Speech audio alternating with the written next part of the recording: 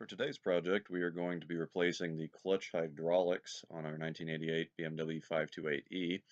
The symptoms that your hydraulics have gone out is that the clutch goes to the floor and does not come up. There's no pressure behind it. So it can be either the master or the slave cylinder. I would recommend, if you're doing one, to go ahead and do both and just do the whole system. Uh, this takes approximately 2 to 4 hours, just depending on your level of expertise, how quick you get in there, how much you have to wrestle with it, how long it takes to bleed, and so forth. On the low side, 2 hours. I spent probably on the higher side there, particularly because I had to mess with the bleeding. That took a little longer than I had expected. It is a somewhat difficult job. This is if you get this done by a professional mechanic, you can expect to pay approximately $300 for the work, so it is somewhat involved. I would give it about a 6 out of 10 on a do-it-yourself difficulty scale. If you do it yourself, you're going to save a good bit of money. I probably saved $300 or more by doing it myself. It's only about $80 worth of parts. That includes the master cylinder, the slave cylinder, and the brake fluid. Very, very important, and I stress this at multiple times during the video, you must wear rubber gloves and eye protection. The fluid, you're going to be using brake fluid, is extremely caustic, very nasty stuff. You do not want this on your skin, and so make sure you have plenty of towels standing by to mop up the fluid. So make sure that you protect yourself. It is easier to do on a lift. Of course, I don't have access to a lift system, so I was able to do it in the front yard, no problem, just jacking it up. And you only need to jack up the driver's side. That's where you're going to be working. You can bleed the system yourself. I did it solo without any problem. It is a little bit easier if you have a helper, but I run through the process in the video of how to bleed the brakes by yourself. So it's not absolutely necessary, as it is with, say, bleeding a brake system, which you can't get to the pedal while you're doing that, so you have to have a second person. Here you can actually, if you got a long enough arm, you can reach the pedal and bleed the clutch yourself. Overall, somewhat difficult, but as clutch hydraulics go, it's not the hardest out there. You can do it yourself, just take your time and work smart.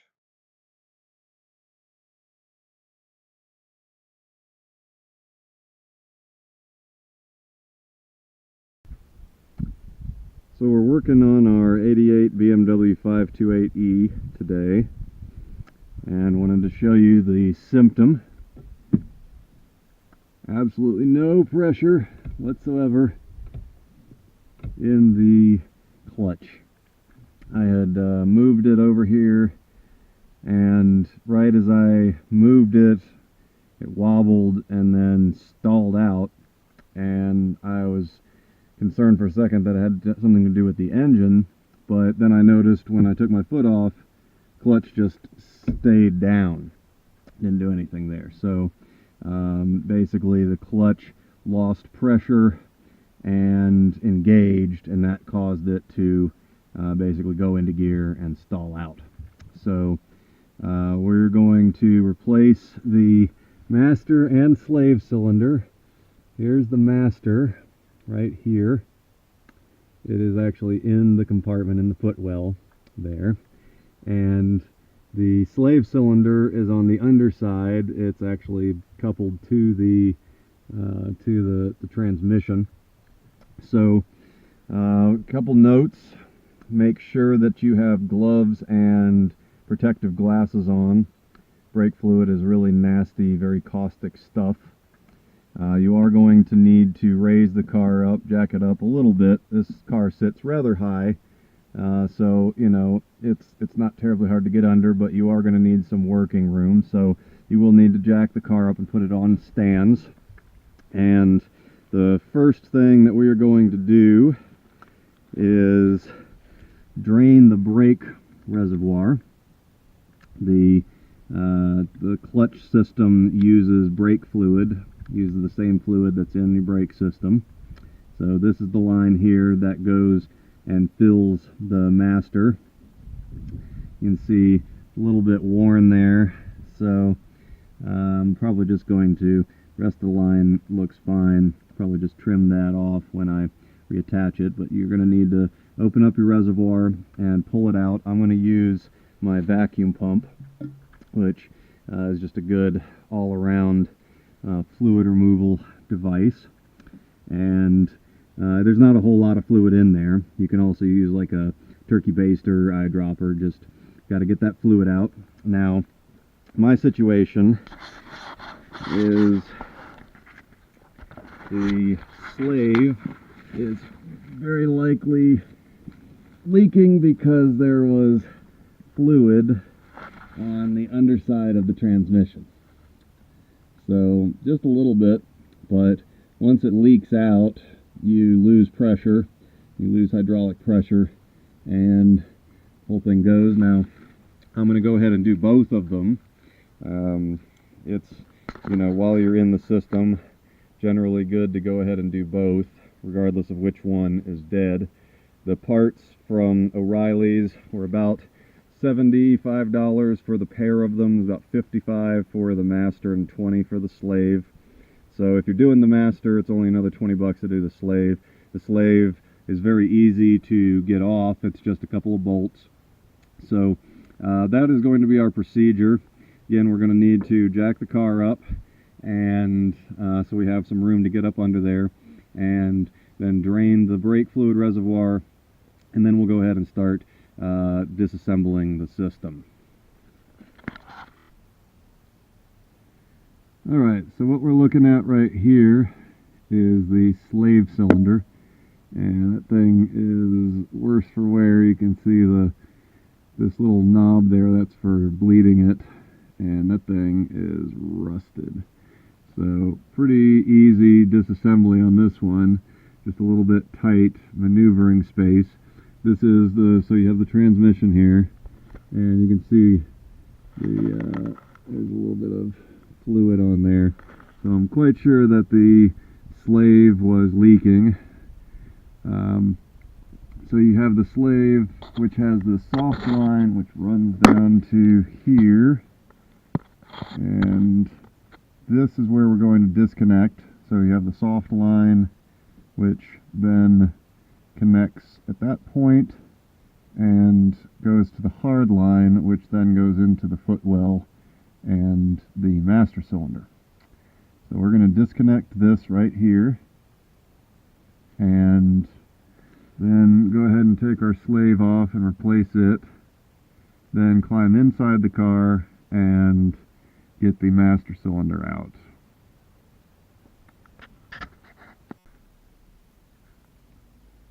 So here is the slave cylinder removed now.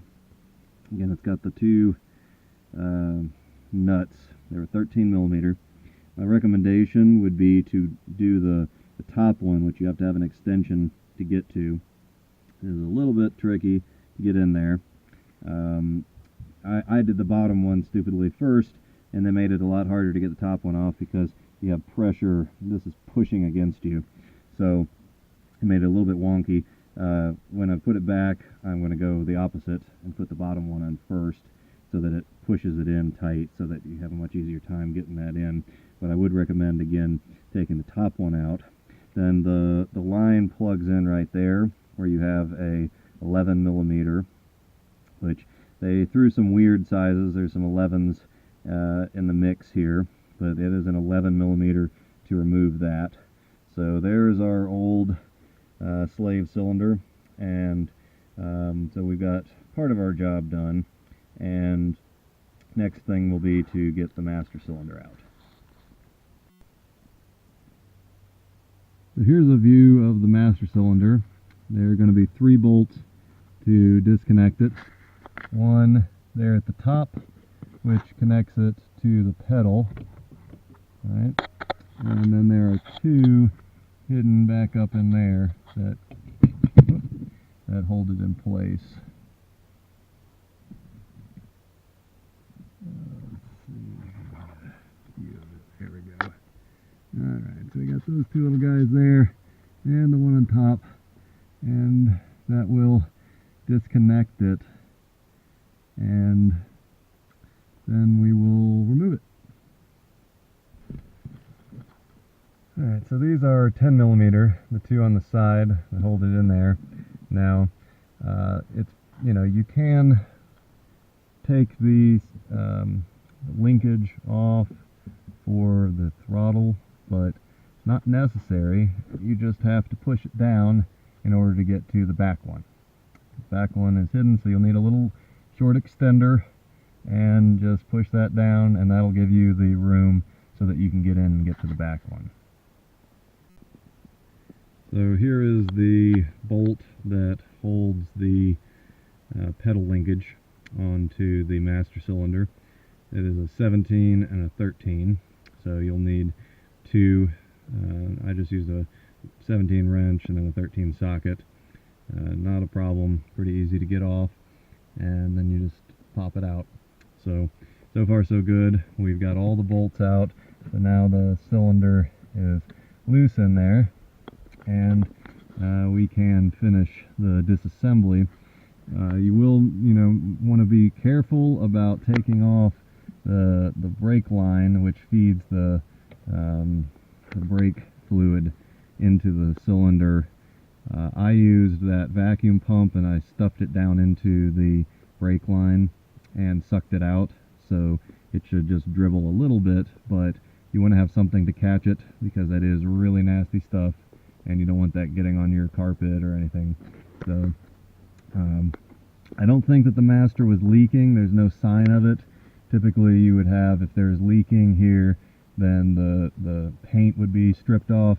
However, on the underside of the car there was paint coming off of one of the cross members just below the transmission, so I'm quite sure that the slave was leaking, and that's probably what was causing the problem. But it's always good to go ahead and do both while you're in there.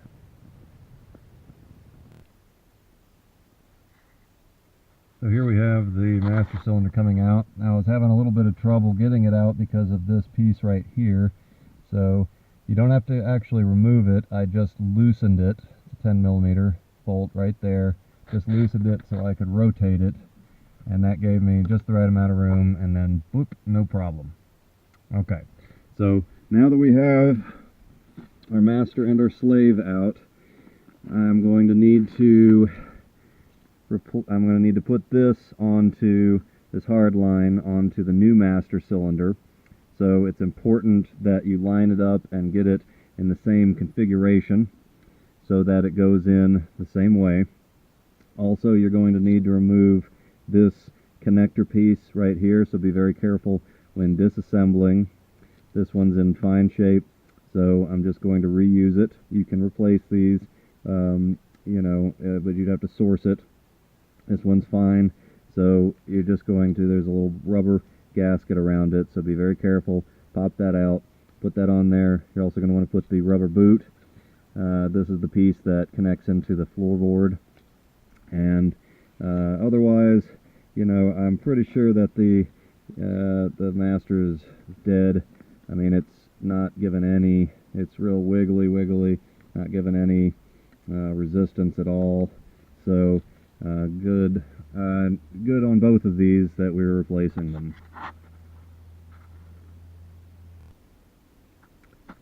Alright, so before I reassemble, I just wanted to show a quick side-by-side here between the old ones and the new ones.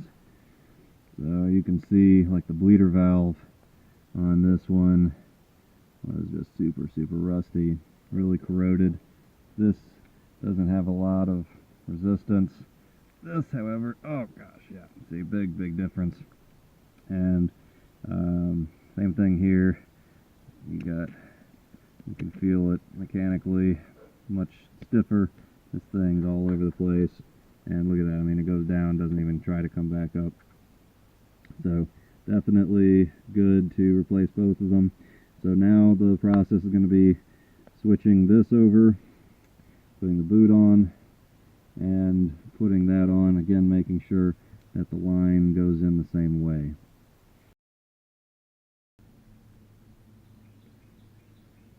Alright, so I've got everything back together and got the system bled. I'm going to run you through some of the things I learned along the way.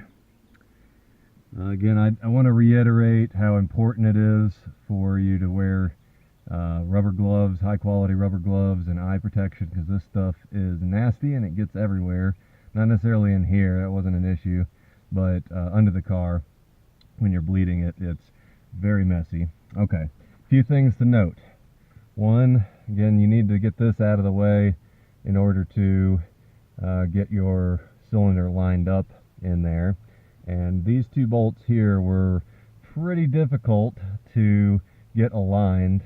What I ended up figuring out is you should put the top one in first, which is easier to find and thread in there. And don't just thread it a little bit, go ahead and tighten it all the way down. The reason being, I just, it's generally good practice not to tighten a bolt until you have gotten all the bolts in, so everything aligns. The issue here is that this was just slightly rotated, and as much as I tried, and I got a wrench on it and was kind of torquing it, but it did not want to completely rotate into its position. But I was able to get that first bolt to thread no problem, so I cranked it down all the way, and that pushed it into place. That rotated it so that the second one was not a big of an issue. Now you can come in from the back side, as they're the bracket that it screws into. So one thing I did was a very small screwdriver, and I used that from the back side. You wiggle it around like that to align the holes. So once I got the first bolt good and tightened down, the second one went in without much problem. You do have to, in order to get to it, as we mentioned before, push the throttle down, because the throttle linkage there is in the way. Okay, so that's an important lesson learned. Now, see, now we have plenty of pressure, no problem. So we are good to go. All right. So when you bleed the system, it took me more time than it should have to bleed the system, simply because I was having an issue with getting the fluid into it. Okay, so this is the procedure that I figured out and worked great. After screwing with it for like probably an hour to 2 hours, I finally got it to work right, and then it was like a 10-minute issue. So if you follow this procedure, you shouldn't have an issue. Okay, so again, the reservoir has been drained. This is the brake fluid reservoir, and it's been drained so that you didn't have fluid going everywhere. So once you reattach, and you can see here I cut off the end was frayed and split, so I just trimmed off maybe ½ an inch, because the rest of the brake line there is fine. It's really not an issue. It's not leaking at all or anything. It was just the tip was a little problem. So I trimmed off the tip there, reattached that, and of course it's attached to your master cylinder. That's how the fluid gets into the hydraulic system. Now once it's in the system, it doesn't cycle like you do with brake fluid. But okay, so here's the procedure. You open your top and fill this sucker up just about to max. You can see the max line there at the top.